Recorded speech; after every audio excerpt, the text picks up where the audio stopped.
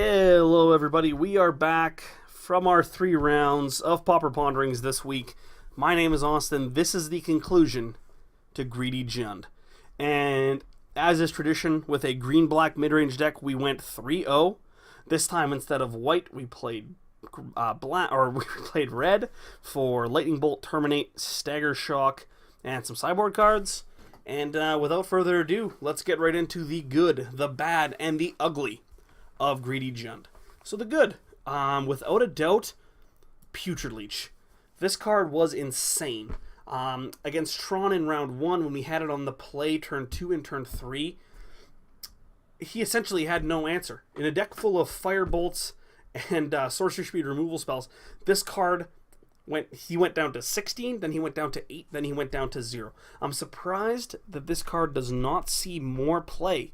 It is so powerful. It was a standard staple in one of the most powerful standard formats of all time. Shards of Alara, Zendikar, and then Shards of Alara, I guess the lore one before that.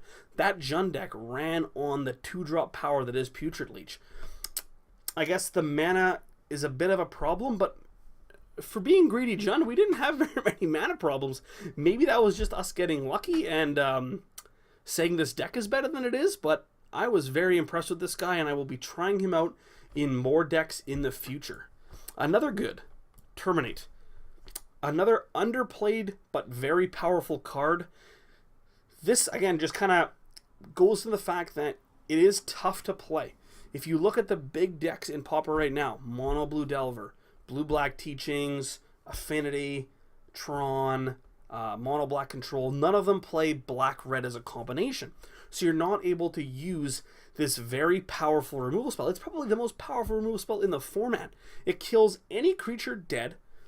No stipulations, no has to be non-black, no has to be non-artifact. This card is a 4 of in Modern. It is very, very powerful. So the fact that we get to play it is huge. And when we could cast this card, it was great every single time. Against Tron, where, there's a lot of times they play an Ulamog's Crusher and you're really not able to deal with it, we had Terminates. So I was very, very happy with this card. And just in general, I'm going to be trying it out in a lot more decks. And it's not the reason that we maybe couldn't get it into decks or we didn't know it was good. It's just we need more red-black decks to be good for this card to see more play. Another card that was good, Wickaboar Elder. We saw that having main deck artifact and enchantment removal is something that you cannot overlook. We saw against Delver, where we were able to kill the Bone Splitter to stop him from having lethal and win on the crackback. 4 mana 4/4 is very, very good in Pauper. You don't see that very often, and the ability to come down, kill an artifact or enchantment, and then right away be out of Lightning Bolt range is insane. So I was very happy with this card, and it's something to keep in mind when you're building green decks in the future. And then finally, I love Pulse of Marassa. Swinging races, giving you life that you really shouldn't have, and then being able to buy back all of your just overpowered creatures, like Phyrexian Rager, like Putrid Leech. This card was great all day, every single time we drew it. Evolution Charm was fine. I think it is good to kind of have this difference in mana cost, so you can, I guess, play your turns out a little differently. If your hand is full of 3-drops, this deck can get clunky because we do play 6 coming to play fetch lands. So that is the only, I guess, reservation I would have about playing 4 of this card. But on the whole, I was very happy with it. Now into the bad, I would say it's basically just Sakura Tribe Elder. I think this card was fine, and if it was the good, the fine, and the ugly, I wouldn't be too... I guess it would be in the fine area. It just felt a little underpowered. We're playing a deck like Jund that is essentially the cream of the crop in terms of curve. All of these 1-mana spells are good. All of these 2-mana spells are good. 3-mana spells good. 4, and then the Gurmag Angler. All of these cards are good along the curve. I understand that it helps us fix our mana, and maybe, again, like I said, we got lucky and we didn't have any mana issues, but we don't really need to ramp in this deck, as any time we can cast a spell, that spell is going to have an impact, whether it be drawing us 2 cards, or killing a creature, or putting a good threat into play. So I didn't really need the ramp aspect, so maybe fixing the mana base in terms of playing cards like Ash Barrens. That might be an option instead of Sakura Tribe Elder. Who knows? But I wasn't the biggest fan of this card. In terms of the sideboard for the bad, because I don't think anything was overly impressive. The Muldrifters were good, and maybe I should have put them into the good. That mono-black matchup where we were able to find the island and then recur Muldrifter over and over, that was definitely good. The rest of the sideboard, pretty stock. Ancient Grudges, Electric Duress, Chainer's Edict, it's all pretty stock sideboard cards. And then, I guess in the exact opposite of last week, not very many uglies. We're going to have to go back to our Sultai Lantern control days and just kind of maybe comment on some art here. Wickerboar Elder is kind of weird looking. Kind of got this weird face on him.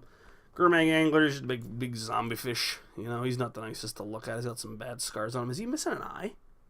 Oh, he is. I never realized that. I guess it's his left eye's kind of, it's like ripped out or something. That's kind of scary. Maybe Chubbs got to him. Chubbs ripped his eye out, and we... Happy Gilmore reference there for you. No, overall, I was very happy with this deck, and this is the type of deck that I definitely would take into a league, and I probably will later this week when I just have some downtime. But I was very happy with it. Reddit user Hungry_Nungry is the guy who gave me this list. Very, very happy with it. Again, maybe messing around with the Sakura Tribe Elders, playing like some Ash Barrens in that slot, I think would be a little better. But other than that, very, very impressed with this deck. So yeah, that's it for this week on Pauper Ponderings. Again, my name is Austin. My videos get uploaded to the Mana Base every single Thursday at 11 a.m. So make sure you check us out there, www.themanabase.com. All our videos are also hosted here on our YouTube channel. It is just entitled The Mana Base. You obviously know where it is as you're on it right now. Make sure you like, share, and subscribe just because, again, it'll help us out. It'll help people find our videos, and that's at the end of the day what we want to do. We want to get our content into as many people's hands and I guess eyes as possible. So check us out. Also, the website. Every single day we have content, whether it be Commander, whether it be Cube, whether it be Modern, whether it be, you know, any sort of casual 60 card economics type stuff. We have it. It is Magic content made by Magic players for Magic players. That's what we want. We are not an overly spikish group. We're just here and we want to make entertaining stuff for you. So please comment what you liked, what you didn't like. I love every single sentence of it. And at the end of the day, we just want to get better for you and we want to provide you with the best content that we can. Again, my name is Austin. This was Pauper Ponderings. Please remember, like, share, and subscribe this video, and check us out online, www.themanabase.com. I will see you next Thursday.